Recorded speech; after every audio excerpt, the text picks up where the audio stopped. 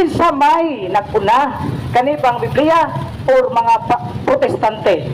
Unya, please aman gikan ning mga protestante. Matod sa question, Brother. So, sa may nauna ang Biblia o ang mga protestante? Ang Biblia nga gi-approve o iprotektahan sa konsilyo sa Santa Iglesia na compiled o na-translate ni adtong tuig 405 Anno Domini. While ang protestante natukod ni adtong 1517 sa dihang dunay pare nga monghe nga Agustino ang ngalan si Martin Lutero migawa sa simbahan nga Katoliko. Sa ato pa kapin og usa ka libo ka tuig na ana ang Bible, wala pa ang protestante.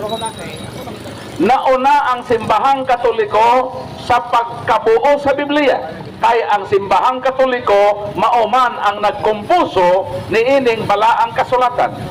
Sa ato pa ang Biblia nahimong produkto sa simbahan nga Katoliko. Apan ang protestante nahimo silang produkto sa Biblia. Kung ato nahimuag analogy, ang simbahang Katoliko ang nagpahimugso sa Biblia o ang protestante nahimugso tungod sa Biblia.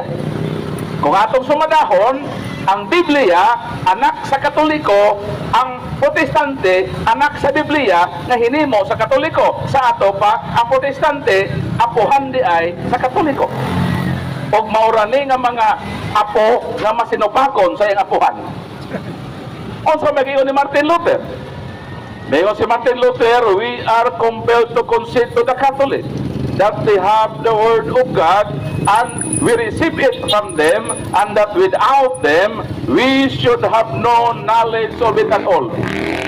Maunang mi-recognize si Martin Luther ang amahan sa protestante na kung wala pa'y Katoliko, wala gayud sila'y kabangkaagan mahitungod sa balaang kasulatan. Maunang si Martin Luther ang amahan sa protestante miingon nga utang nato sa Katoliko ang balaang kasulatan. Pero karon ang Biblia gigamit sa protestante aron ilang atakihon ang simbahan nga naghimo niini. Sumahimo tang ingrato gradime kung gamito nato ang Biblia nga gi-compile sa simbahang Katoliko, labi na kung gamito na kini sa negosyo o pagpadato.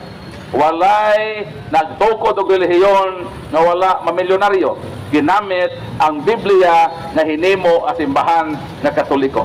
Mao na Bradime nga nauna ang Biblia, naulahi ang mga protestante kay sila dito'y hakaw raman sa kalibutan, katumanan man kana sa Mateo Kapitulo 24 versikulo 3 ug 5 nga miingon ang mga apostol, Ginoo, unsa man ang timailhan nga hapit kanang mobalik pumuanhe. Mingon ng atong Ginoo, pagbantay kamo kay sa ulahing mga adlaw daghan ang manungha nga magditbit sa akong pangalan ug daghan ang masaag.